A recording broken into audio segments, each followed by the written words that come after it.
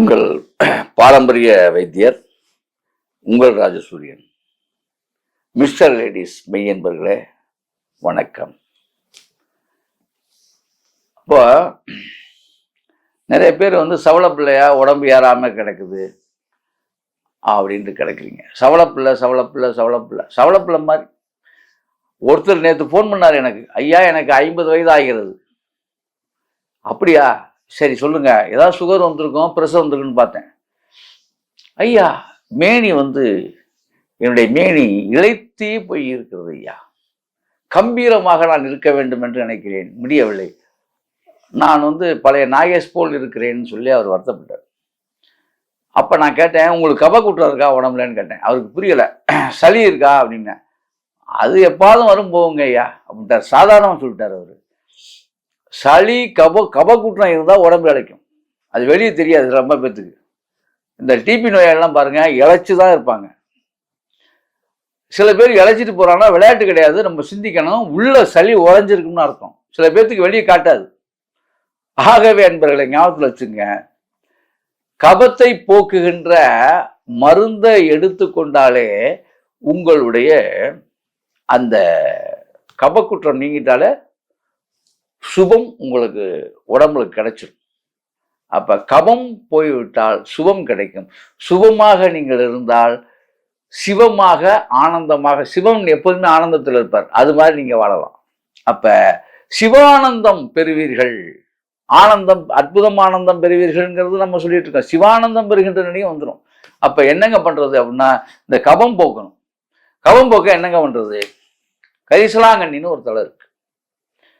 இந்த கரிசலாங்கண்ணிய இப்போ எங்கள்கிட்ட வாங்கினீங்கன்னா நாங்கள் கரிசாலை, முசுக்கை இதெல்லாம் நாங்கள் சுத்தம் பண்ணி அதை உங்களுக்கு நாங்கள் இப்போ இதில் முறைப்படி படுத்து அதை பதனப்படுத்தி பக்குவப்படுத்தி கப்பக்கட்டு கோளாறுக்கெல்லாம் நாங்கள் கொடுக்குறோம்.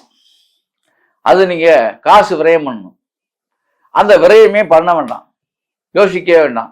நீங்கள் அழகா கரிசலாங்கண்ணி எங்கே கிடைக்குதோ வாங்கி தொடர்ந்து காலையில் கரிசலாங்கண்ணி குடிநீர், கரிசலாங்கண்ணி 2 ஸ்பூனை போட்டு நல்லா கொதிக்க விட்டு அதை குடிச்சிட்டே வரலாம். கமன் நீங்க ஒன்று.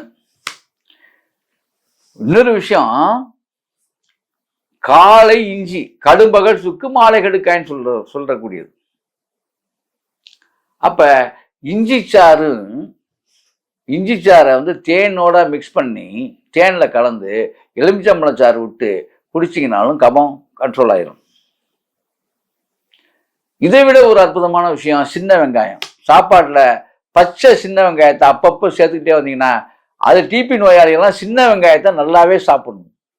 ஐயோ வெங்காயம், சின்ன வெங்காயம் சாப்பிட்டா குளிர்ச்சின்னு சொன்னாங்க அப்படிம்பாங்க. சார், உங்களுக்கு சளி வந்ததே ஹீட்னால தாங்க வந்திருக்கு. உடலுடைய உஷ்ணம் தாங்க சளி. என்னங்க நீங்க உடல் தேவைக்கு மிகுந்த உஷ்ணத்தை பெறும் பொழுது அங்கு உள்ள அசுத்தங்களும் மற்ற நீர்களும் சேர்ந்து சரியா கபமா உருவெடுக்குதுங்க. இது பித்தக்கூறு, வாயுக்கூறு, கபக்கூறு.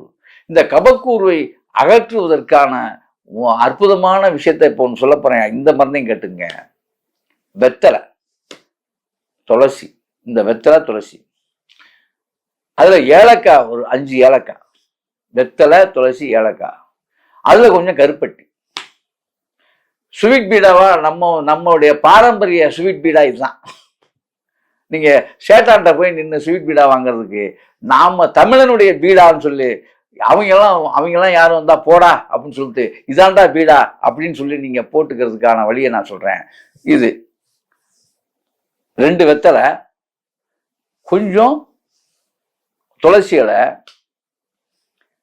அதுக்கப்புறம் 2 தும்பை இலை. அதில் முடிஞ்சா தும்பை இலை வச்சிங்கன்னா ரொம்ப நல்லது. 2 தும்பை இலை, ரொம்பலாம் வச்சிடக்கூடாது. 2 தும்பை இலை, இல்லை ஒரே ஒரு தும்பை இலை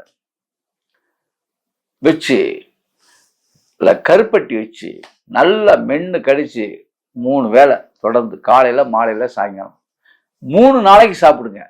சளியெல்லாம் வெளியே கக்கிக்கிட்டு ஒடியாது. எவ்வளோ பெரிய சளியாக இருந்தாலும் ஒடியாது. சரி, அப்புறம் இன்னொன்று சொல்கிறேன்.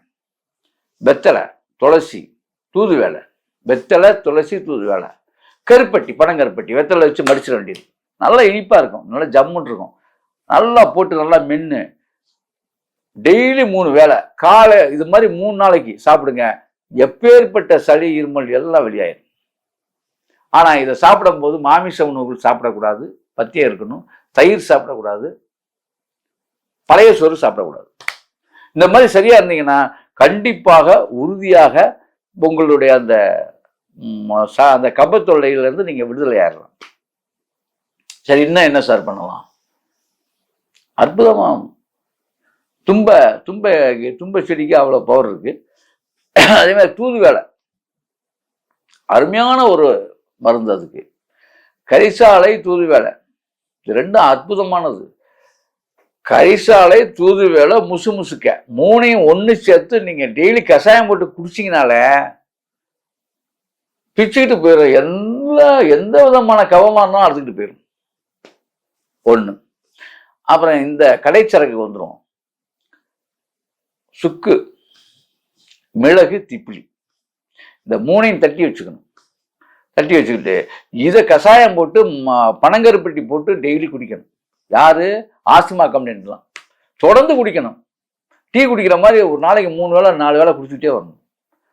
நல்லா சாப்பிடணும். மாமிசம் உணவுகளை தவிர்த்து விட்டு, எண்ணெயில் பொரித்த ஐட்டங்களை தவிர்த்து விட்டு, வேற எதுவா இருந்தாலும் இன்னும் சொல்ல போனா தக்காளியுடன் இணைந்த சாம்பார், ரசம் இந்த மாதிரிலாம் இருக்குல்ல, இந்த மாதிரி போட்டு நீங்க. ஆனா வெந்தயத்தை, ஆஸ்துமா கம்ப்ளைண்ட் உள்ளவங்க வெந்தயத்தை மட்டும் தவிர்க்கணும். இது வரைக்கும் வெந்தயம் எல்லாத்தையும் நான் சொல்லியிருப்பேன். அப்ப இவங்களுக்கு மட்டும் வெந்தயம் ஒத்து வர. வெந்தயம் சேர்த்துக்கிங்கன்னா ஆஸ்துமா வந்து அதிகமாகும், இளைப்பு அதிகமாகும் அவங்களுக்கு மட்டும். அப்ப இவங்க என்னங்க சேர்த்துக்கணும் அப்படின்னா கொள்ளு சேர்த்துக்கணும். சாப்பாட்டுல தொடர்ந்து கொள்ளு சேர்க்கணும். கொள்ளு ஒண்ணு போதுங்க ஆஸ்துமா வந்து உண்டு இல்லைன்னு பண்ண. அப்ப கொள்ளு வந்து நல்லா அவிச்சு தூதுவேலை அதுல போடணும். கொள்ளு ரசம் சொல்லுவீங்களா, தூதுவேலையை போட்டு கொள்ளு பிளஸ் தூதுவேலை ரெண்டும் சேர்த்த ரசமா அடிச்சிங்கன்னா 48 நாள் கொள்ளு, அதான் இந்த கொள்ளு ரசமும் தூதுவேலை கலந்த கொள்ளு ரசத்தை ஒருத்தன் தொடர்ந்து 48 நாள் சாப்பிட்டாலே ஆஸ்துமா கண்ட்ரோல் ஆகும். சத்தியமான உண்மை. ஆகவே அன்பர்களே, இப்படி செய்து அப்படி வாழுங்கள். அற்புதம், ஆனந்தம்.